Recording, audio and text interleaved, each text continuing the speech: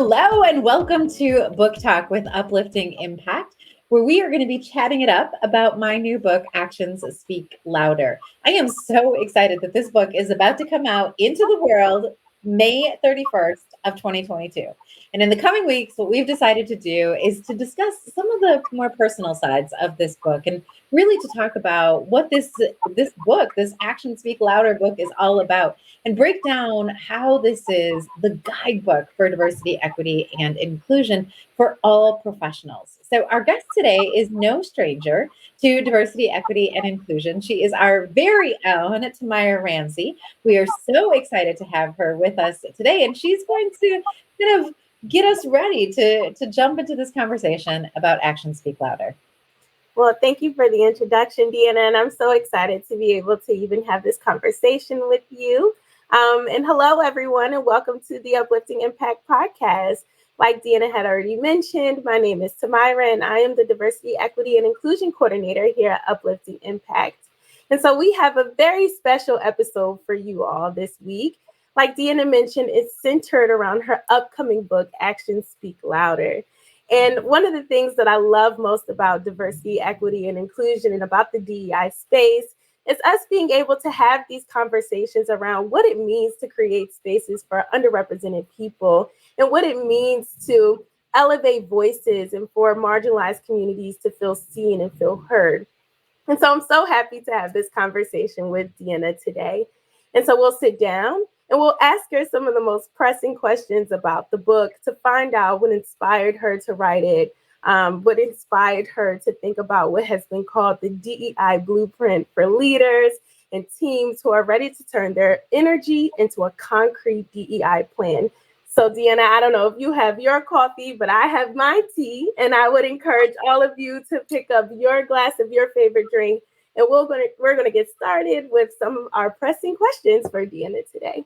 Awesome, Tamyra. Thank you so much. And yes, I do have my tea. I'm ready. And I love the mug too. So before we even get started, and without sharing too much information, since the book is not available yet, can you share briefly with our listeners what Actions Speak Louder is all about? So, I think it's important to kind of share like why I even wrote this book, like what was the motivation. And you and I spend a lot of time talking to all kinds of companies and different leaders of all different, kinds of organizations and different sectors and different parts of the world. And I think one of the things that's been most pressing to me is that I've never met anybody in all those thousands and thousands of people that we've talked to. I've never met anybody who's like, no, I want to create the most exclusionary workplace I possibly can, right? In almost every one of those conversations, people are like, no, I want to create an inclusionary environment. I want to bring in as many people as possible. I want people to feel like they can show up fully, but I don't know what that means. Like we always get the but. I don't know what that means, or but I'm not exactly sure how to do that, or but like how would I change what I'm currently doing to make my workplace more inclusive? And so really this book is like a response to that question. And really it's not even just that question, because it's more than a question. I feel like it's like people's like these inner desires, right? Like this like strong pull of like, just tell me, I want to do it. I just don't know what it means. And that's really what this book is a response to. That's awesome. And it's awesome that you're able to sit and use your experience that you've had working with these organizations to figure out where to even start. I think so many people see all of these questions and they want all of the answers and they don't even know where to begin. And so I think that's awesome that you were able to recognize that and come up with something that could be a guide for organizations and people who are in those places. So how is this book intended to be used by organizations? So is it useful for small teams or larger teams, a one-person team? Who would you encourage to use this book if they're thinking about their DEI strategy?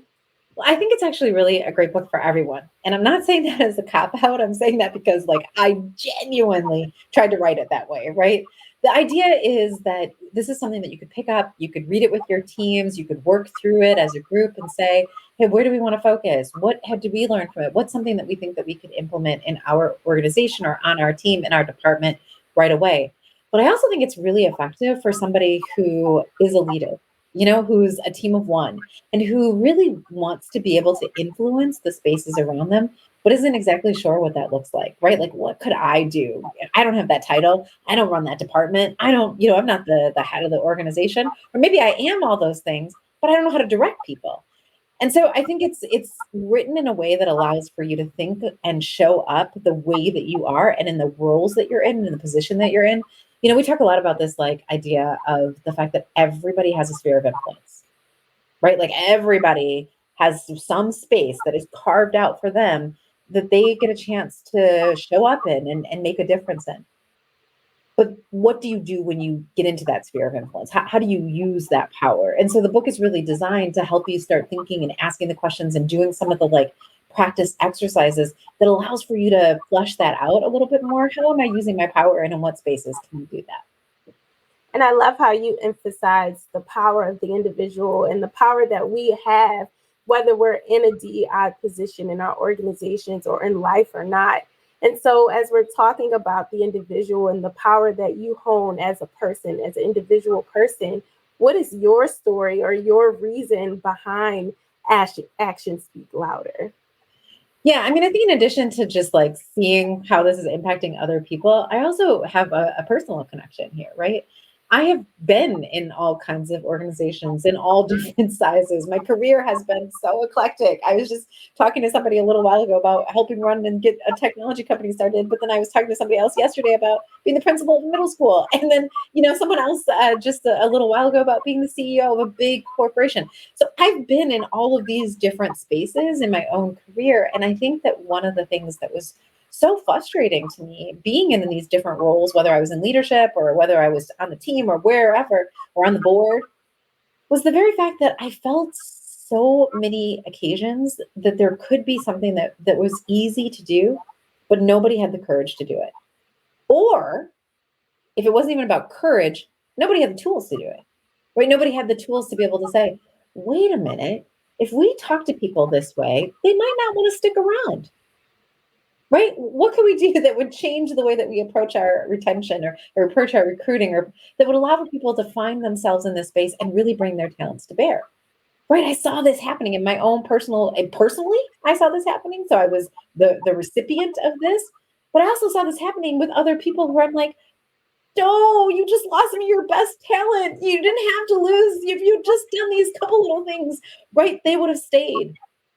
But feeling like we didn't have those tools or those resources. And so that's the other thing is like, this is the book that I wish every organization I'd ever worked with, in every capacity that I've ever been, the leadership had read, but not just the leadership, but all the people on the team had read, so that they could collectively work together to create more inclusive workplaces. So for me, it's kind of like I can't go back in time, right? But I can try and set up something for what the next generation is going to be experiencing.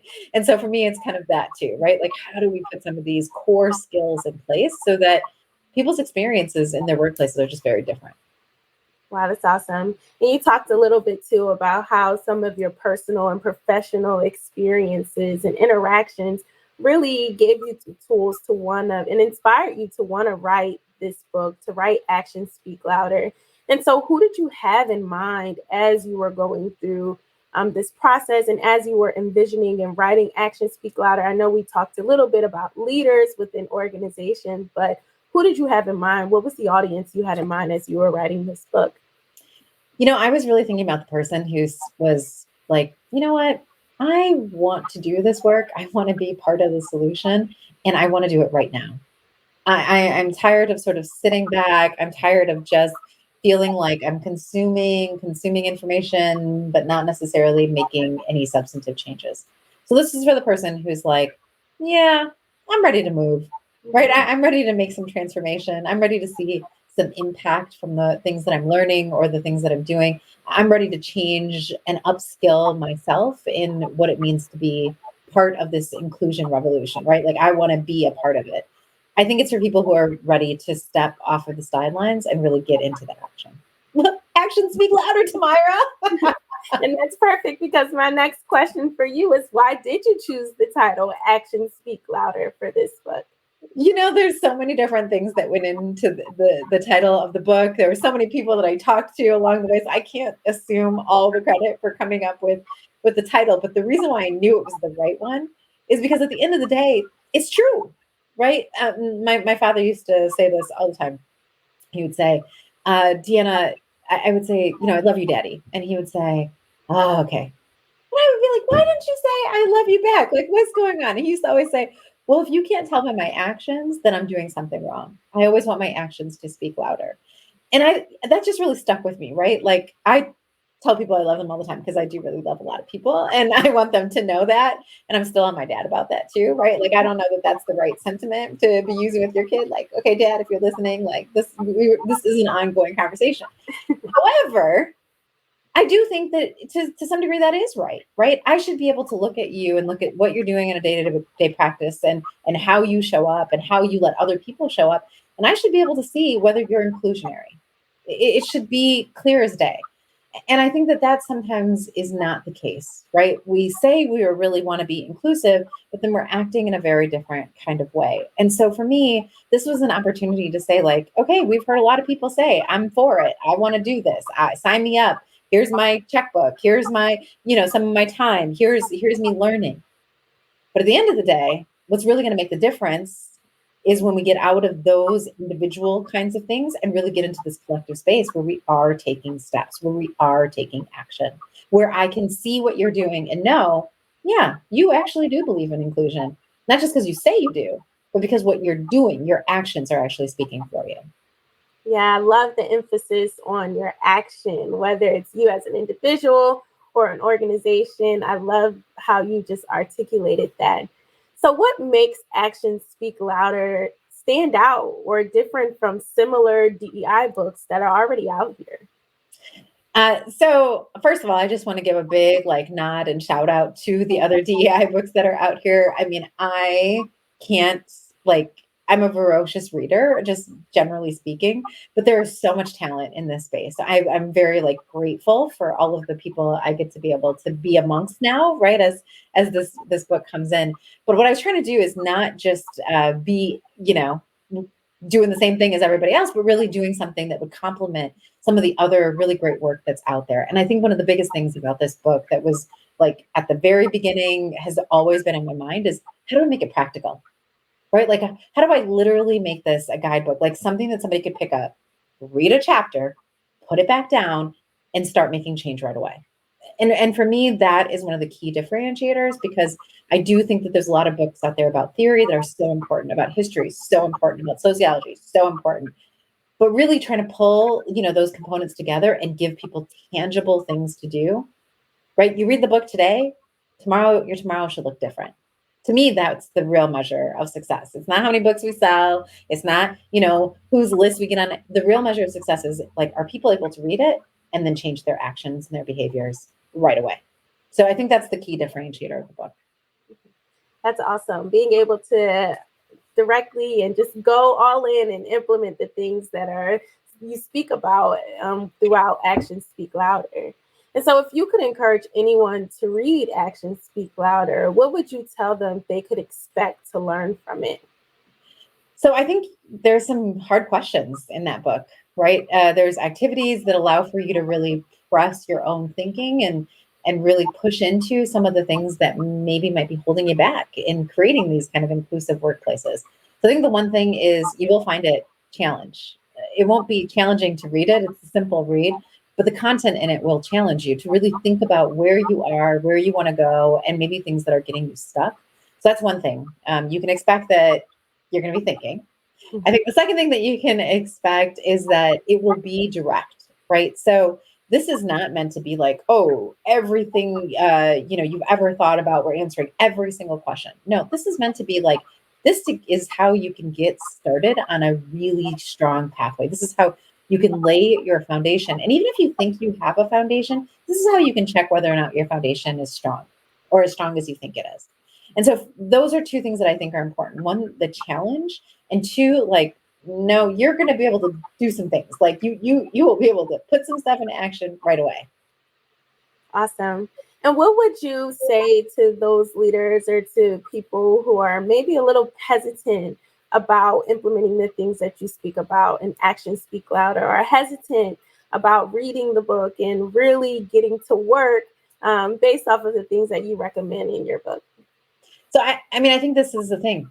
Everybody's hesitant. right? Because it's change, right? That's what we're talking about. We're talking about change. And I think change always breeds some level of hesitancy because it's scary, it's new, it's something that's different than what we've done. But the other thing that was a main emphasis, and I think people, we've had a lot of people pre-read this book and go through it and everything. One of the big things that, we've heard back, and this was intentional, so I'm glad to see that people are receiving it in this way, is that some of this stuff is like really simple to do, right? These are not about change everything. You have to turn everything upside down. You have to do this is not that. You're not going to get that level of drama here. Right. It will do that to your thinking process. It'll do that to your reflection process, right? It'll do that to the way that you might be perceiving things that are happening around you. But as far as like the tactical, like what are we doing? It's really based on what are the small things that we can make improvements on that will allow for us to see that transformational change. Okay, so this I think is important to remember. If you're having that trepidation, if you're like, oh, I don't know. This seems overwhelming. I'm even, I'm not sure if I can go into this. No, give it a try. Because it was meant to be like tangible, small, bite-sized things that allow for you to get that momentum that you need to create the big transformational changes. And I love your emphasis on elevating the things that people are already doing to just make them even greater and have an even bigger impact than they already do. So I love how you emphasize that when you were just speaking. It's like do what you do, just do it better, right? Like, so it's not, we don't have to change it. We don't have to make it brand new. We have to figure out a way to make it better. We have to figure out a way to improve it. And I mean, that's what we're all aspiring to in all aspects of life. We should do it here in this inclusion space too. Awesome. And so what do you hope leaders will gain from reading Actions Speak Louder? If there was just a few things that you hope people could take away from this book, what do you hope they can gain from this? Yeah, I mean, one of the biggest things is I would like, here's the dream email, right, that I get back from a reader. So here's my future dream email. In case anybody wants to write this to me, I will. Yes, everyone start taking notes. Deanna, things in my organization have changed. And I was wondering, like, where did this come from, right? What are some of the things that inspired it? How do we get to this place where I feel so much more included? I went and talked to one of my leaders and they told me, like, we started to implement the things that were in this book. Are you kidding me? That is the note that I dream about. That is every time I got stuck, every time I got frustrated writing, every time it was thinking like, no, this will make a difference in somebody's organization in a very, very significant way, right? It'll keep somebody in a job that they love. It'll make the jobs that they have already better. It'll make organizations stronger. People will be able to reach their missions, right? We'll be able to solve for these big challenges that we have right now in the world because we're going to be able to create the kinds of environments where everybody gets to thrive. I mean, I think, you asked the question at the very beginning, like, what's the motivation? What's the story? I mean, a lot of this has to do with one of my central beliefs in life, right? And that is that literally I believe all the world's problems, all the solutions already exist. I ultimately believe that. The biggest problems you can think of, right? Whatever that means in your world. I think the solutions exist. I don't think the problem is necessarily a lack of resources or knowledge. What I think it is the fact that we haven't created spaces where the people who could bring those solutions to bear are given the space to do so. So to me, this is like an extension of trying to create those kinds of spaces because I want to leave the world better than what it was. And in order to do that, I think that we need to be able to create these kinds of places where people are like, you know what? Actually, what if we tried this? Goodbye, cancer, right? Oh, what if we tried this? Like, think about the big things that are challenging to us right now that somebody might be holding on to, but they don't feel like they can show up and they can share or they could, kind of give those ideas because they don't feel like they've gotten into an environment or the environment hasn't been conducive for them to do that. Right? That makes me like kind of sick to my stomach thinking that that's what exists. And so this is in response to that. Like, come on, folks, let's do better. Let's do better. So we make the space for people to be able to come up with these solutions and show up with them. Awesome. Well, thank you so much, Deanna, for just sharing your heart with us and pouring your all into this book. I hope you all have enjoyed this conversation as much as I have. I have my copy of Actions Speak Louder pre-ordered, but if you have not ordered your copy yet, please find the link in our show notes. Deanna, it's been such a pleasure. And I know you have some cool perks you want the listeners to know about. So before we end our conversation, please share some of these cool perks that you have for everyone. Well, thank you, Tamyra. It's always fun to talk to you. And I'm so lucky because I get to do it all the time. So I consider that a great joy. There are a lot of perks, here at Uplifting Impact. One of our big ideas and big themes and things we talk about all the time is like, how do we give generously? Like that's a core value for us.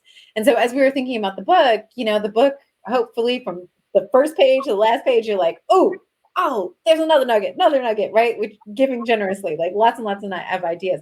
We wanted to do even more than give you a really awesome book. For people who pre-order the book, there's a number of different perks that you can get. But one of the big ones is that for every pre-order, you actually get access to an entire foundation course. It's asynchronous.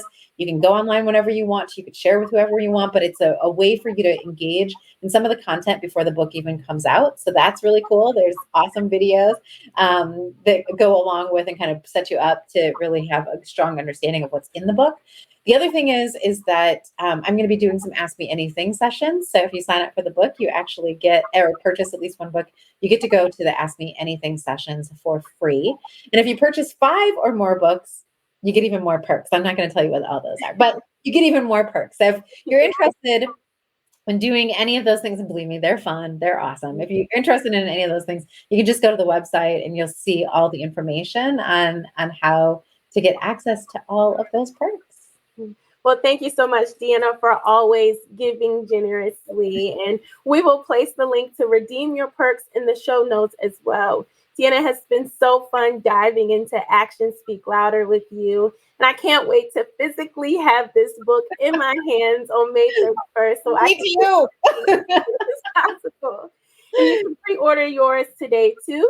So make sure, again, you check out our show notes for the link to pre-order.